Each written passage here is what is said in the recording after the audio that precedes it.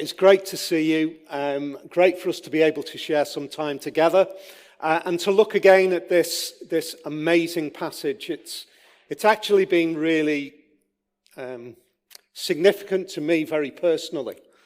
So I'm delighted that we're able to spend a little bit more time in this amazing account of Isaiah and the temple and his vision of God. But the question I want to ask this afternoon is this. What does it mean to be truly confronted with God, and why does it matter? What are the implications for us, and what does it say about our attitude towards God?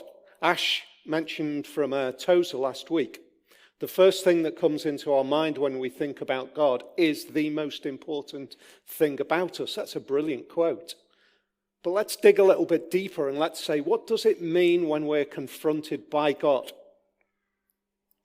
One of the, I love him in so many ways, one of the great, I guess you would probably describe him as one of the popular Western intellectuals.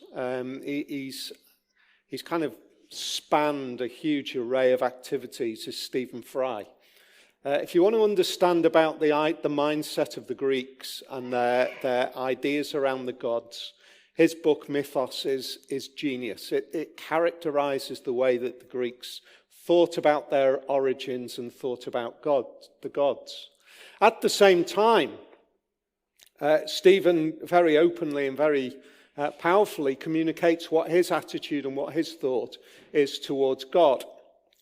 He says this: "Why should I respect a capricious, mean-minded, stupid God who creates a world that is so full of injustice and pain?" That's a really incredibly powerful thing. And in one sense, I thank him for saying it, because he's able to put into words perhaps what many people think.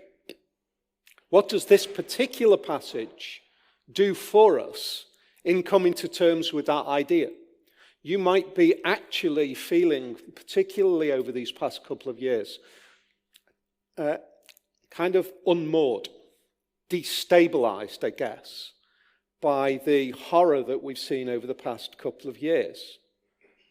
What does this account of God and the nature of God, and as we've been looking at the holiness of God, what can we draw from it and what can we understand? We see in our text this amazing sight, and we see the seraphim who are declaring 3 times, we looked at it last week, they simply say, "Holy, holy, holy."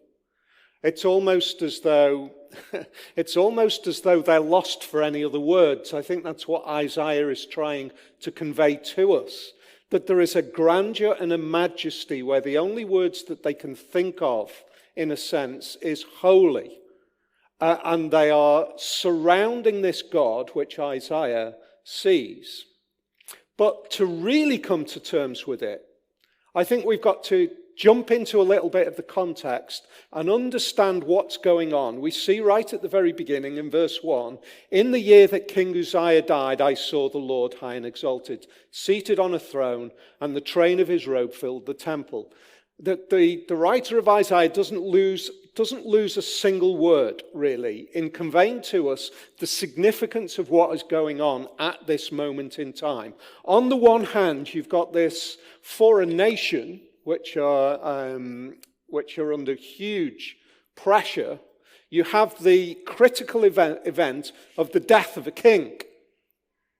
And you can straight away see that Isaiah is confronted with the death of a king does not undermine the fact that the true king is on his throne. That's the first thing that we can see by this. In this kind of moment of turmoil, the king is on his throne. That's something that's really important for us maybe right at this moment to understand. In the turmoil and the chaos of the lives that we are particularly surrounded by, and the overwhelming, destabilizing impact, this particular text jumps into our minds, and it says, in spite of the fact of what you see around you, the king is on his throne. That's the first thing that we see. Second thing we see, which I think is actually quite important, is Uzziah, the king, has died. If you know anything about Uzziah, and thankfully 2 Chronicles, chapter 26, 16 to 21, if you're at home, you've got the recording. If you're here with us this afternoon, you can jump back on and grab that reference, and you can go back and see what actually happened with Uzziah, because it has profound significance to what we're seeing here. Uzziah was king, and he was a very successful king. But he became so confident and self-assured that he goes into the temple and he does something which he is not to do.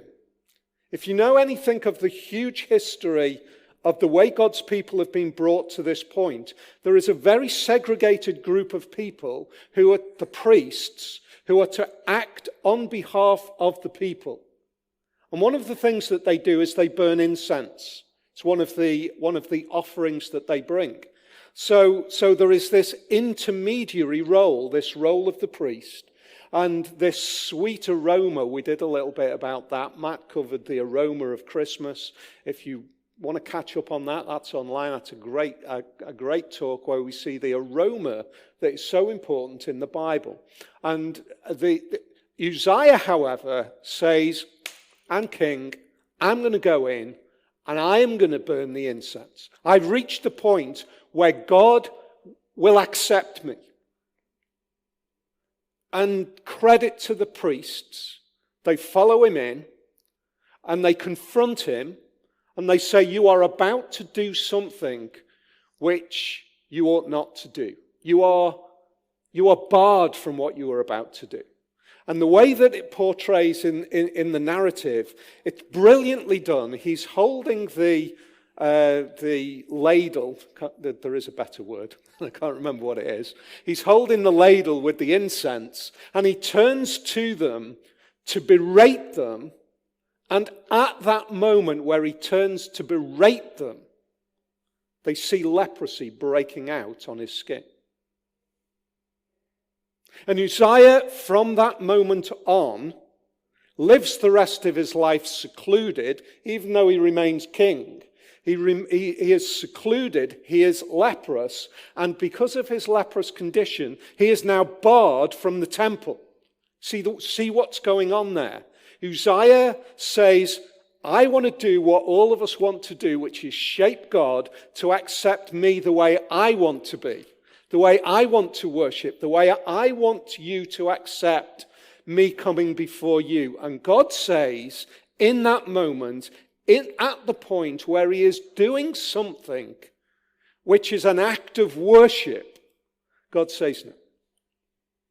And more than that, I'm going to bar you. So actually, in that first verse, we've got 2 people who are coming to God to worship him. In a way, we've got Uzziah because we've got the backstory of what happened to him. And now we've got Isaiah coming before God. So we've got Uzziah, who was barred from the presence of God because of his demand that God be conformed to him. And then we've got Isaiah coming in, and he's saying, "I have now come to worship this God." And right at that moment, Isaiah is equally confronted in the most dramatic way. He goes into the temple, and he sees the Lord seated on his throne, and the train of his robe fills the temple. Look at verse 5, which is one of the main verses we're going to look at this afternoon. The response to that, if we've created the context, now I want to look at the next step in the journey, which you could describe as Isaiah's destruction. "Woe to me," I cried. "I am ruined. For I am a man of unclean lips, and I live among a people of unclean lips, and my eyes have seen the King, the Lord Almighty." That's Isaiah's response. The response of Isaiah, it's kind of an an exclamation. He's out with it. I'm ruined. The same word in the Hebrew language can be translated as devastated, destroyed, annihilated, crushed. It's not a small word that he's using. He's using a dramatic word because he's seen God. Now, again, if you spend a lot of time around the Bible, we can end up in a trap. We can end up in a trap of knowing something and kind of diluting the impact of it. One of the things that we know of in the journey through the Old Testament is that seeing God is going to crush people. Moses asks that he might see God. And God says, well, you can't see me because if you see me, you're going to die. So what we'll do is we'll put you in a kind of a gap in the rock, and I'll just pass by. And you'll see my skirts.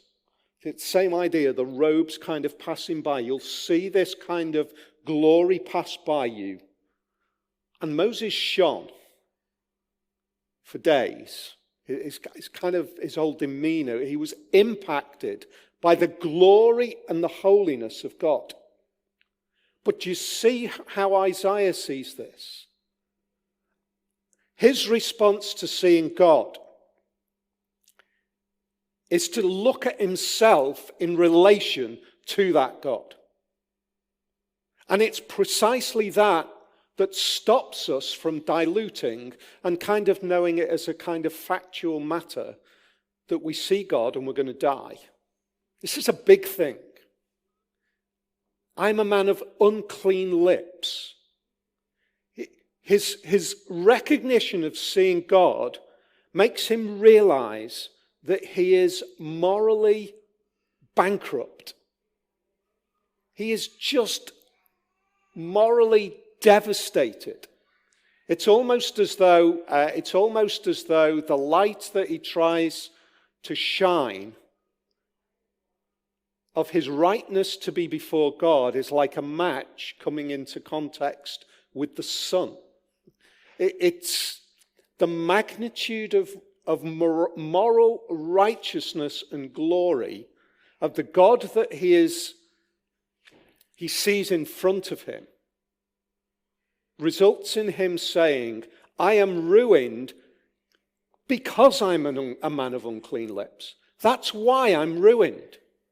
Because of who I am coming face to face with this God. I'm unclean. I live with people that are unclean. And now my eyes have seen God. I'm done for. I'm devastated. I'm so thankful for a guy called Hubbard who wrote this because I think he captures it brilliantly. Such confrontation cannot help but produce despair.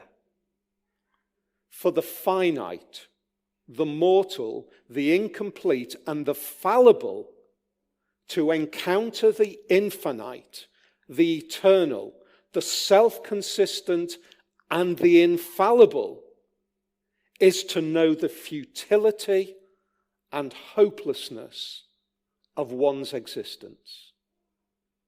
That's a brilliant quote. Anybody wants it, give me a shout, drop a message, I'll send it over to you. I think it is incredible. When we are confronted by the moral glory of that God, we know the futility and hopelessness of our existence. Every one of us. We're nothing. It's kind of like for many of us, who we are as people in whatever we decide, even the kind of the most corrupt of people will justify their corruption to a sense of good somehow. It's doing good for something, my family or my community. But for many of us, our sense of goodness, when it is crushed by a sense of transcendent glory, we realize that we are nothing.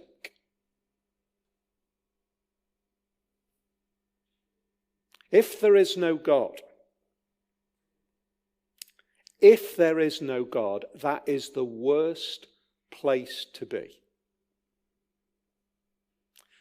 Because when we realize that we are crushed by our own moral, ethical failures, we have nowhere to go. Albert Camus, the existential writer in the book The Fall, writes about a man called Clémence who comes to terms with this. He comes to terms with the emptiness of life because of his own moral corruptness. He was an upright guy. But he writes this. He argues with himself over his prior acts of kindness, but quickly discovers that it's an argument he cannot win. He reflects, for example, that whenever he had helped the blind man across the street, something he especially enjoyed doing, he would doff his hat to the man. Since the blind man obviously cannot see his acknowledgement, Clémence asks, to whom was it addressed? And he realizes that the doffing of his cap is to the public around so that they might know what he has done. He wrote that back in, can't remember when. He did it well before social media. But now our moral uprightness and the doffing of our caps are played out in social media. The right that we have done, and then we realize that we have got nothing. That's a terrible place to be if there is no God. But Isaiah realizes actually that he is in a more devastating place. Camus says there's no meaning, and therefore life has no meaning. Isaiah realizes that there is meaning in this holy God in front of him. But he realizes that he has no part in it.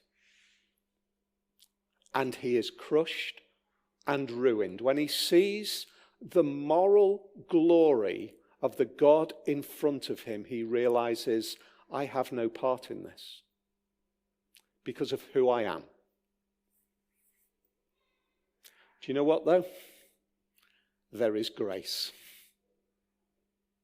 Because alongside that moral glory of that God, in the very character, in the very being, in the very essence of that God, who is that beautiful, majestic, infinite glory and holiness, there is also astounding grace. And there's a little hint in verse 1. It's a bit vague, and it's a possibility. But I think, like Moses, Isaiah is kind of shielded from God. I've seen God, but what does he actually say? His robes have filled the temple. Well, hang on a sec. If his robes have filled the temple, how has he seen God? It's exactly the same as Moses. He sees the trains of his skirts passing by him, and that's enough for him to see the glory of God. God is already displaying his graciousness to Isaiah because he is not destroying him by fully revealing his glory to him. That's the first little indication of grace. But what does he say? I'm a man of unclean lips. What happens? One of the seraphim that are crying, holy, holy, holy, go to the altar and take one of the coals from the altar and place it on the lips of Isaiah. And this is completely my fault. I asked for verse 6 to be added on, and I should have had verse 7 added on as well. So I'll read it to you. With it, he touched my mouth and said, see, this touched your lips. Your guilt is taken away and your sin atoned for. Isn't that breathtaking? Isn't that the God who confronts Isaiah? I am going to take you to a place where you are utterly crushed because I am so right and holy and glorious. But you will at the same time know that from the altar there is a way for you to be made clean. A little coal will cleanse your lips and your sin will be atoned for. Because that is the broadening out of the character of the holiness of God. He is at once morally perfection and at the same gracious in his desire to build that gap between you and me and to say, come and know me. Come close to me. See me. Hear me. Be with me. I love you.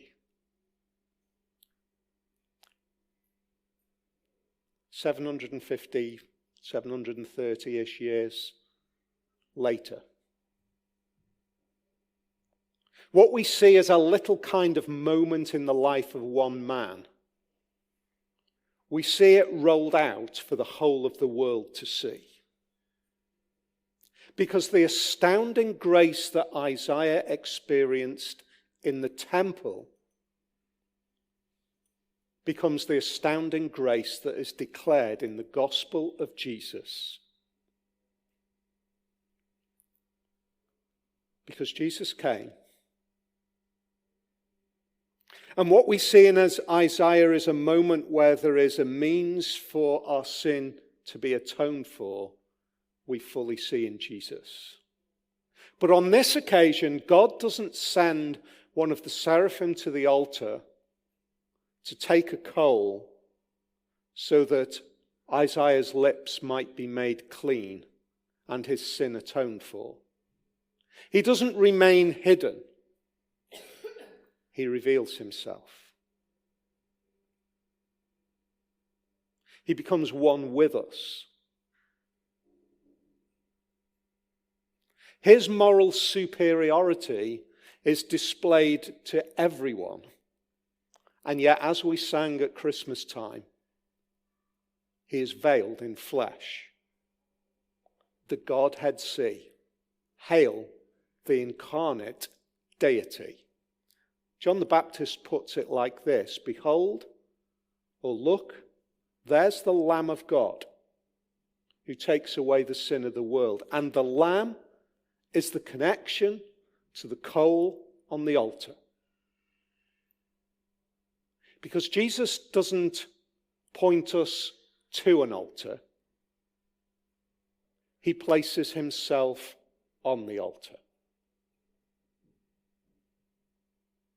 The robes that shroud God, from Isaiah being crushed by the glory of that God,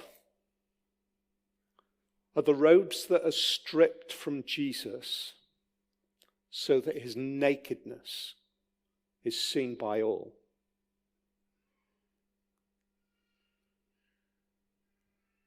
And as he is held up on a cross, the glory of the throne of heaven becomes a cruel Roman crucifixion. And then, and this is the bit which for me, intellectually, captures the sheer godness of the glory of the message of the gospel. God says this to us: if there was a time when looking on me would cause you to die, the time has now come when looking on me causes you to live.